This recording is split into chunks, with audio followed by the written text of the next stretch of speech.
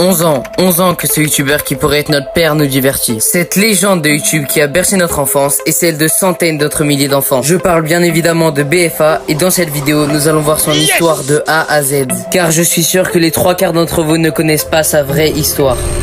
Ce mec là, c'est Bruno, alias BFA. Il a environ une quarantaine d'années et il fait des vidéos sur Brawl Stars. Toute son histoire commence le 23 août 2013 lorsque BFA poste sa première vidéo sur Clash of Clans. Cette vidéo cumulera 56 000 vues, ce qui est énorme pour une première vidéo. Pendant les 3 années qui suivirent, BFA continua de faire des vidéos sur Clash of Clans, dont certaines atteignant même 500 000 vues. BFA ne le savait pas encore, mais prochainement, un nouveau jeu Supercell allait changer le destin de sa chaîne YouTube. Le 4 janvier 2016, Supercell sort un nouveau jeu, Clash Royale. BFA sort alors une vidéo pour tester ce nouveau jeu qui allait le rendre viral. BFA va trouver un nouveau concept sur ce jeu, le pack opening. Le concept, il est très simple. Ouvrir des coffres pour essayer d'avoir les cartes les plus rares du jeu. Ce concept marchera très bien sur sa chaîne. Une vidéo atteignant 3,1 millions de vues et d'autres 2 millions de vues. Maintenant, nous allons passer au prime de BFA, le moment où il a le plus percé et celui où vous l'avez sûrement connu. Si je vous dis Blarod, Farce Attack, Battle de Pack Opening ou bien même Brawlhalla, Brawl Stars. Ah là là, comment vous parler des vidéos Brawl Stars de BFA sans cette légendaire intro?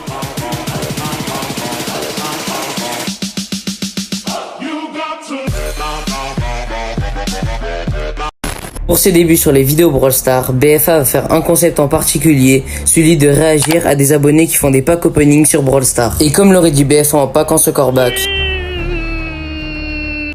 Deux concepts, c'est ce qu'il va falloir à BFA pour retourner tout le YouTube game de Brawl Stars. Ces deux concepts légendaires vont permettre à BFA de générer des dizaines de millions de vues et maintenant commençons par le premier. Le premier concept est tout simplement Brawlhalla. Dans ce concept, 3 youtubeurs Brawl Stars s'affrontent en faisant soit des packs opening, soit d'autres mini-jeux et celui qui a le plus de points à la fin a gagné. En tout, BFA fera 5 vidéos sur ce concept et ça marchera un petit peu car les vidéos feront chacune environ 300 000 vues. Mais comment font-ils pour dépenser autant d'argent, environ 150 € pour 3000 gemmes pour faire des packs opening? Eh bien, ils sont Supercell Creator, donc Brawl Stars leur donne des comptes développeurs où ils peuvent faire des packs opening. BFA l'utilisera dans beaucoup de ses vidéos. Maintenant, passons au deuxième concept.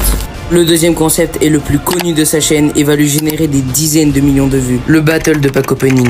Le concept est très simple. Deux youtubeurs s'affrontent dans un battle de pack opening où ils ouvrent des boîtes et celui qui aura eu le plus de chance à la fin de la vidéo gagnera la vidéo. Maintenant, nous allons voir une partie un petit peu plus sombre de BFA qui est apparue dès qu'il a arrêté de percer sur Brawl Stars. Nous allons voir ce qu'est devenu BFA.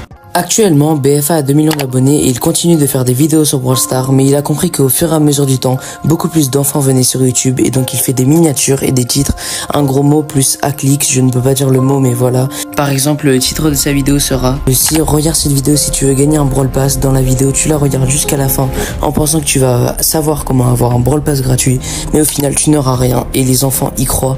Ça c'est du très mauvais contenu et c'est vraiment malsain de faire ça, mais à côté il continue de faire des petits concepts comme 15 records du monde ou encore d'autres concepts comme ça, mais au final le contenu de BFA reposait que sur quelques concepts comme les battles de pack opening, mais maintenant il ne peut plus le faire à cause des star drops. La morale de cette vidéo c'est que quand il y a des nouvelles occasions, il faut les prendre comme BFA l'a fait avec les nouveaux jeux Supercell. Et si vous faites toujours les mêmes vidéos, les mêmes concepts sur le même jeu, sur le même thème, les gens finiront par s'en lasser et ça c'est ce qu'on voit sur la chaîne de BFA car les gens ont commencé à se lasser de ces vidéos donc ils ne l'ont plus regardé. Ces vidéos ont commencé à de moins en moins percer et il est tombé dans le côté sombre de YouTube, faisant maintenant du contenu un gros mot plus à clic.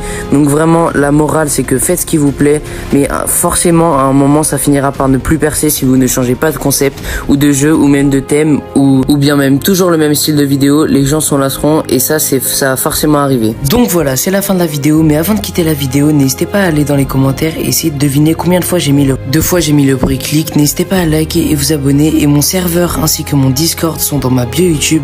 Donc voilà, moi je vous dis prenez soin de vous, on se retrouve dans une nouvelle vidéo, c'était Elix.